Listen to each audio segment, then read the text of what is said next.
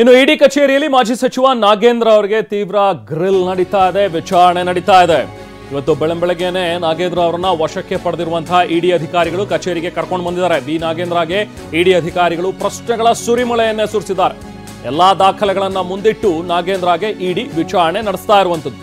ವಾಲ್ಮೀಕಿ ಹಗರಣದ ಬಗ್ಗೆ ಇಂಚಿಂಚು ಪ್ರಶ್ನೆಗಳನ್ನ ಕೇಳಿ ಉತ್ತರವನ್ನ ಪಡ್ಕೊಳ್ತಾ ಇದ್ದಾರೆ ಈಗ ಇಡಿ ಅಧಿಕಾರಿಗಳು. ಮೊನ್ನೆಯಿಂದಲೂ ಕೂಡ ನಡೆದಂತಹ ರೇಡ್ ಇದು. ಇಡಿ ಅಧಿಕಾರಿಗಳು ನಾಗೇಂದ್ರ ಅವರ ನಿವಾಸಕ್ಕೆ ತೆರಳಿ ಅಲ್ಲಿ ಪರಿಶೀಲನೆಯನ್ನ ನಡೆಸಿದ್ರು. ಅಲ್ಲೂ ಕೂಡ ಸಾಕಷ್ಟು ಪ್ರಶ್ನೆಗಳನ್ನ ಕೇಳಿದ್ದಾರೆ. ಅಲ್ಲಿ ಅವರ ನಿವಾಸದಲ್ಲಿ ಸಿಕ್ಕಂತಹ ಒಂದಷ್ಟು ಡಾಕ್ಯುಮೆಂಟ್ಸ್ ಅನ್ನ ಕೂಡ ಕಲೆಕ್ಟ್ ಮಾಡಿರುವಂತಹ ಇಡಿ ಈಗ ಅದಕ್ಕೆ ಸಂಬಂಧಪಟ್ಟಂತೆ ಉತ್ತರವನ್ನ ಕೇಳ್ತಾ ಇದ್ದಾರೆ.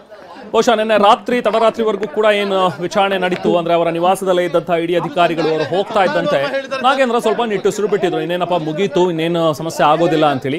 ಬಟ್ ಬೆಳಗ್ಗೆ ಮತ್ತೆ ಬಂದು ಇಡಿ ಅಧಿಕಾರಿಗಳು ಬಾಗಿಲು ತಡೆದಾಗ ಗೊತ್ತಿರಲಿಲ್ಲ ಅವ್ರಿಗೆ. ಬಹುಶಃ ಇವತ್ತು ಕೂಡ ಏನೋ ರೇಡ್ ಆಗಿರ್ಬೋದು, ಇವತ್ತು ಕೂಡ ಒಂದಷ್ಟು ಪ್ರಶ್ನೆಗಳನ್ನ ಮನೇಲೆ ಕೇಳ್ತಾರೆ, ನಾನು ಉತ್ತರ ಕೊಡಬೇಕಾಗತ್ತೆ ಅಂತ ಅನ್ಕೊಂಡಿದ್ರೇನೋ.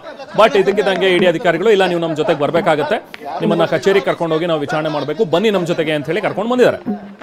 ಸೊ ಹಾಗಾಗಿ ಇದು ವಶಕ್ಕೆ ಸದ್ಯಕ್ಕೀಗ ಲಭ್ಯವಾಗಿರುವಂತಹ ಇಡೀ ಮೂಲಗಳ ಮಾಹಿತಿ ಪ್ರಕಾರ ಸದ್ಯಕ್ಕೆ ವಶದಲ್ಲಿದ್ದಾರೆ. ಬಟ್ ಅದನ್ನು ಯಾವಾಗ ಅರೆಸ್ಟ್ ಅಂತ ತೋರಿಸ್ತಾರೆ ಅನ್ನುವಂಥದ್ದು ಗೊತ್ತಿಲ್ಲ. ಯಾಕಂದ್ರೆ ಲಾಸ್ಟ್ ಟೈಮ್ ಕೂಡ ನಾವು ನೋಡಿದ್ವಿ, ಅವರ ಆಪ್ತ ಸಹಾಯಕನನ್ನ ಕರ್ಕೊಂಡು ಹೋಗಿದ್ರು, ಹರೀಶ್ರನ್ನ ಕರ್ಕೊಂಡು ಹೋಗಿದ್ರು ಶಾಂತಿನಗರದ ಕಚೇರಿಯಲ್ಲಿ. ಅವರಿಗೆ ಒಂದಷ್ಟು ಹೊತ್ತು ಕಾಲ ಅವ್ರನ್ನ ವಿಚಾರಣೆ ನಡೆಸಿ ಸಂಜೆ ಬಿಟ್ಟು ಕಳಿಸಿದ್ರು. ಸೊ ಪಂಪಣ್ಣ ಅವರನ್ನು ಕೂಡ ಕರೆಸಿ ಅವರನ್ನು ಕೂಡ ಬಿಟ್ಟು ಕಳಿಸಿದ್ದಾರೆ. ಸೊ ಆದ್ರೆ ನಾಗೇಂದ್ರ ಅವ್ರನ್ನ ಬರೀ ವಶಕ್ಕೆ ಪಡೆದಿರುವಂತದ ಅಥವಾ ಅವ್ರನ್ನ ಅರೆಸ್ಟ್ ಅಂತ ತೋರಿಸ್ತಾರ, ಇದು ಮುಂದಿನ ಹಂತದಲ್ಲಿ ಗೊತ್ತಾಗುತ್ತೆ.